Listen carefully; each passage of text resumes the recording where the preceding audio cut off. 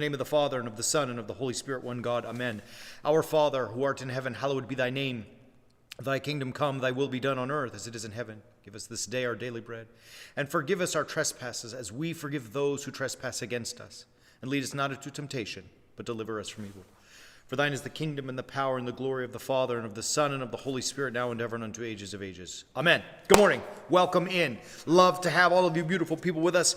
I just want to start with multitudes of thanks. The Warrior Saints movement is growing. Dawn, you joined us yesterday all the way from Alaska. We love Alaska. We're thankful to have you with us. Glad to have you in.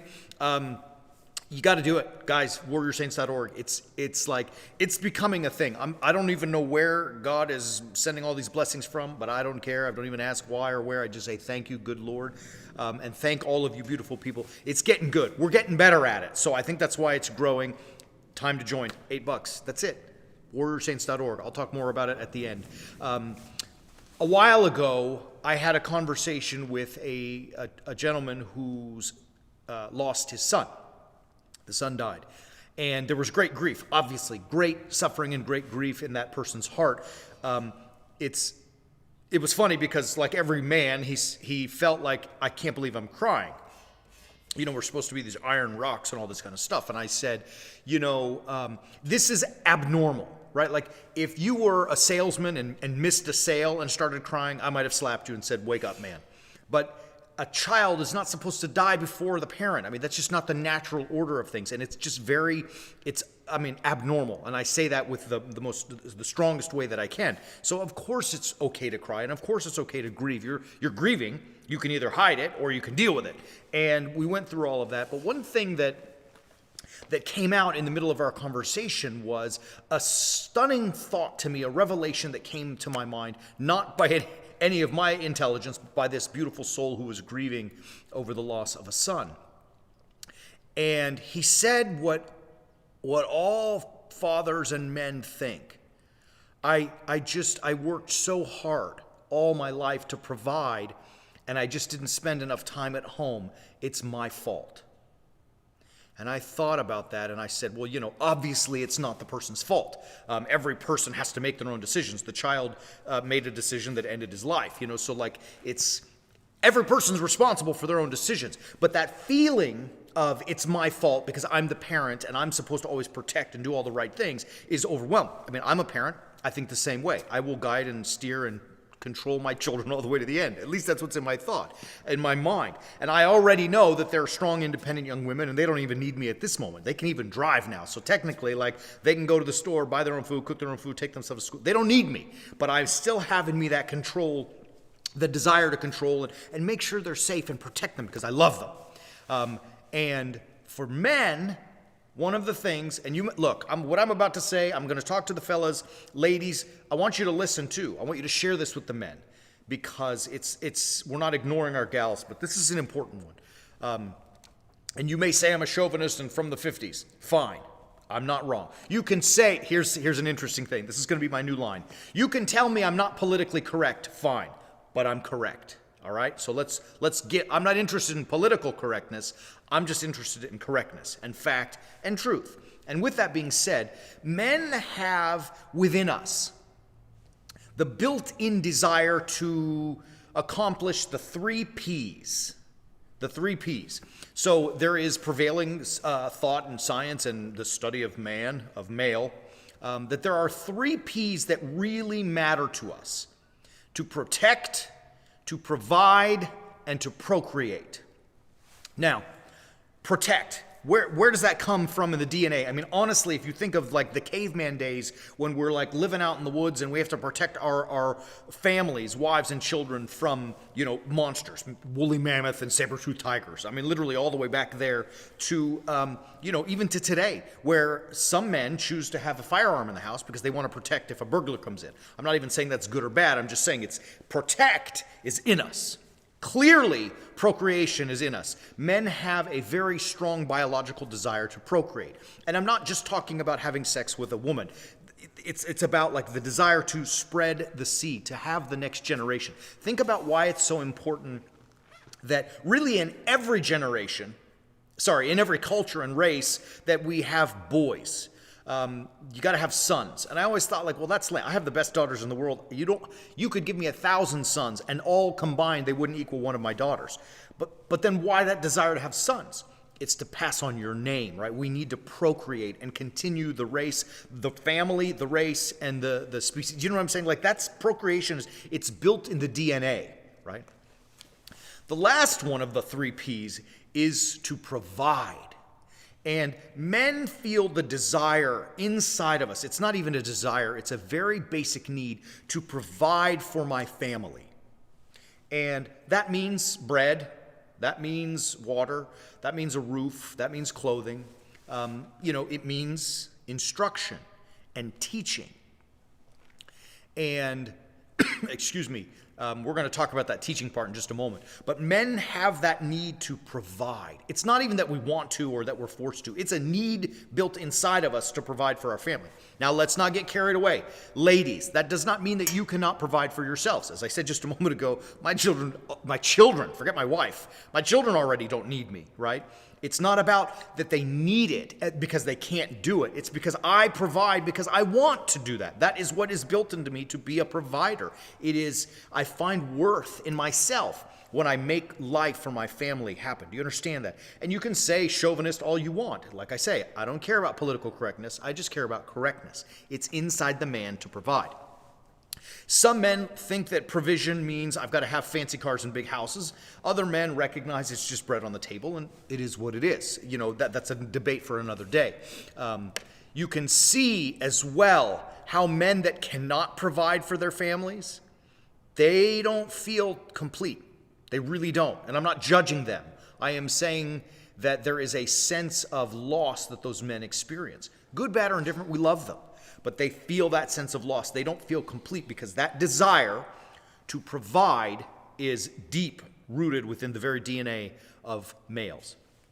All of that, to go back to the conversation about the man who I was talking to a while ago, whose son died, he said the following. Now listen to this. Men are going to resonate with this right away. Anyone who has experienced grief like this or a broken family in some way will have said the following. I just worked so hard to provide, I didn't spend enough time at home. Right? Have you heard that? That thought where people have said, I'm a workaholic, or all I do is I wanted to work because I wanted to be able to provide, and I should have spent more time at home. And there's regret that people feel. This particular individual I'm talking about specifically felt regret that somehow if he had been there more and didn't provide as much, that he would have been able to solve the problems for his son and it wouldn't have ended like it did. That's a very natural and might even say healthy reaction because it is that provision coming out again where the man wants to provide safety and health for his family. Of course, I said to the person, obviously, in sharing in the grief, but at some point I reminded them, look, every person's got to make their own decisions. And that provision is not, that provision that you provided, all the life you provided, is not to be dismissed, and you are not to blame yourself entirely for not being around. And here's the realization, the revelation. I took 9 minutes to get there, but here's the point. And this is where I'm talking to the fellas. And this is where we're going to bring God's input into this, and I'm going to get my Bible ready to go. You are supposed to provide. That's your job. That doesn't mean women can't. That doesn't mean your children can't. Like, look, as I said, my wife is smarter than I. She could do way better than I financially if that was what we were after. My children even could. They're about ready to get jobs. Like, we have a rule in the house, when the legal age of hiring hits, get out there and work. I mean, it's not about like, I'm the man and chauvinist. It's not. Men are supposed to provide. It is what we are called to do, right? And as I say, not even just from God, it's in the DNA. But when we are home, we have to make that time count. Listen, I'm going to read to you something from the book of Proverbs, which is one of my, as you know, favorite books in all of the Bible. This is a verse that we have used before in a multitude of ways, but today, as I was reflecting on this conversation from a while ago with the father grieving, it hit me, and it works in both. Ready? Listen to this. Greg, do you have it on the screen? Okay, so it's going to pop on your screen. I'm going to read it to you.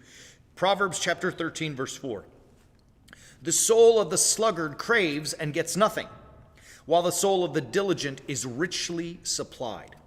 Now, this is very much written in a time of agriculture. So, like, if you are a sluggard, like, in other words, lazy, basically, you crave all the stuff, but you ain't gonna get nothing. It's only the one who is diligent, who works hard, who will reap the reward of the harvest, right? So, like, it's just like, look at the metaphor, what he's telling us in Proverbs. You want to have corn, you got to go out and dig the soil. You got to till the soil. You got to plant the seeds. You got to throw some water. You got to nurture the soil. You got to keep the birds away. And eventually, you will have corn when the harvest comes in, and you can make, corn on the cob, right? It doesn't just happen.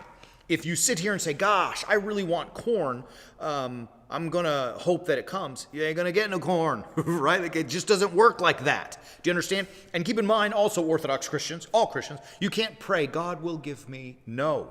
God gave you.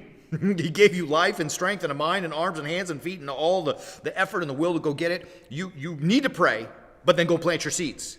Do you understand? Pray and harvest your corn. You cannot pray for corn. God is not interested in giving you corn a la a magic act. He gave you a brain and he gave you some corn seeds. Go plant it. Do you understand? That's how that works. So you can't be a sluggard who just craves. And if you want your family, gentlemen, to have a house and to have clothes and to have a car and to have a life, and we're coming to the teaching part, you have to plant the seeds. In other words, you have to go out and work. One of the biggest things, I'm going to tell you some true stories. We've dealt with a lot of people over the years on the Warrior Saints team, both here at the church and just in general in life, who expect that things are given to them. We often accuse the millennial generation of being victims to that. And maybe they are. I mean, maybe that's a fair assessment. Junior, maybe that is a legitimate thing. Excuse me. And I know that today there are people who criticize many people in America who just have the expectation. We talk about those things, entitlements, the entitled generation. Well, that's a real thing, right? Many people expect things to come to them. This is very dangerous, right? It is very dangerous. I teach my kids all the time. You don't deserve anything. You get what you earn. And look, that's how life, the real life in the real world works. To expect it to be given will not happen. And God revealed that to us all the way back in the book of Proverbs. The sluggard craves and gets nothing, but the diligent, how does he say it? By the soul of the diligent is richly supplied. So hear it again. The soul of the sluggard craves. He wants. He desires, but he gets nothing. But the soul of the diligent is richly supplied. Get out there, do your work, and produce, period. That's it. You may say again, that's so, 1950s, and we're evolved in the 20s. Okay, fine, 2020, great. How's that working out for you? Right? Like, you can question me all you want. I'm not interested in being politically correct, just correct. Now, here's the second part of it, and perhaps the most important. For men, when you provide, you do come home. Nobody works 24/7, 365. The body needs to eat and sleep and relax. But what happens when you come home? I'm going to tell you what I did yesterday that was terrible. I was home, did my work, and in the evening, I have a library at the house. When you see us teaching remotely, it's in my library.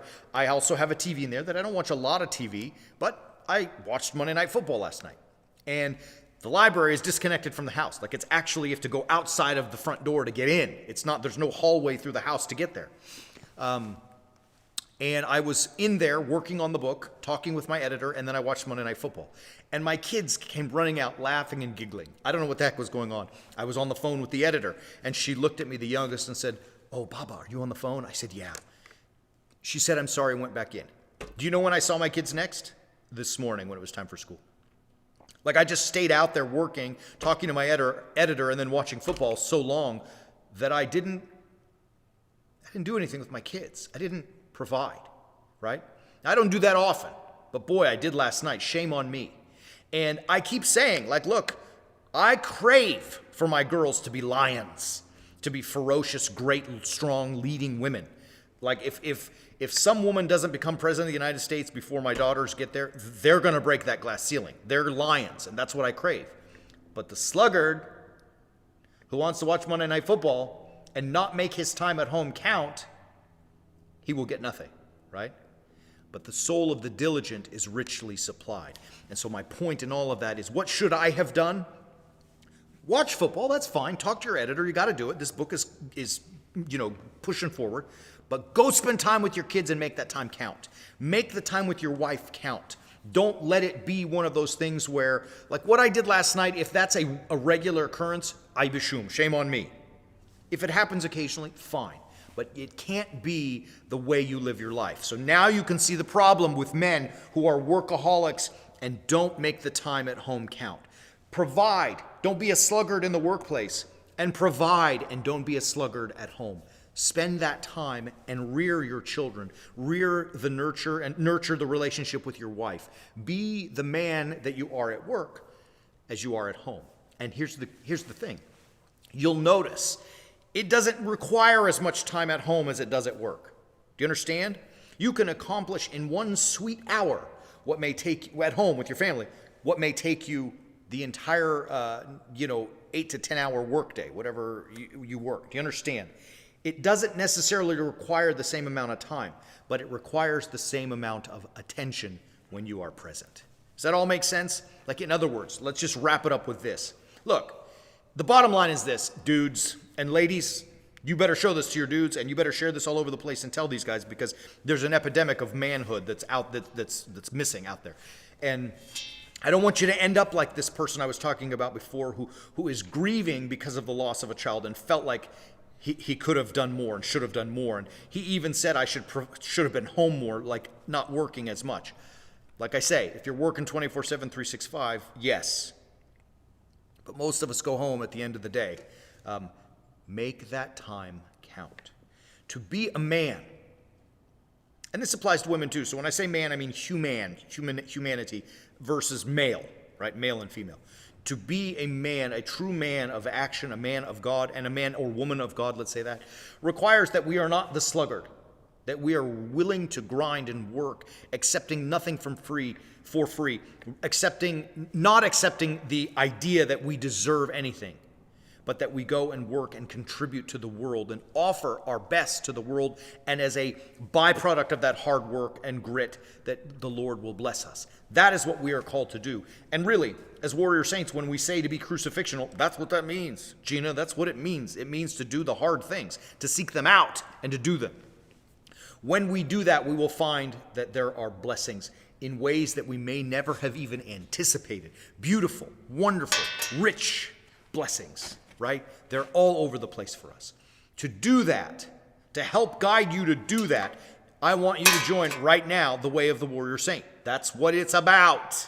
It is to help us face and fight all of the monsters, i.e. sloth, sluggard, to help us grind, to help us find grit, to help us find that work ethic that we need, to help us contribute, to be what God has called us to be. That's it. Join us at the Way of the Warrior Saint. It is $8. Like, I don't even know what else, like, there's not much else I can do. But I will tell you this, actually, it's working. People get it, and it's growing. I'm so thankful to Jesus. I really am. That's why we keep doing it. Join us. Visit warriorsaints.org right now. Subscribe to the Way of the Warrior Saint. For those who do not know, it's very simple. It is a library filled with video teachings to help us as we are becoming the souls of the righteous and not the diligent, not the souls of the sluggards. There's a gazillion videos all over the place about different ways to become that true man and woman of Christ. Hope you join us. It's fun. Those who are on, they love it. We love you. It's great. We'll be back tomorrow. Thanks for being with us today. Happy Tuesday. We look forward to our Veterans Day episode tomorrow morning on November 11. Till then, keep walking on the way of the Warrior Saint.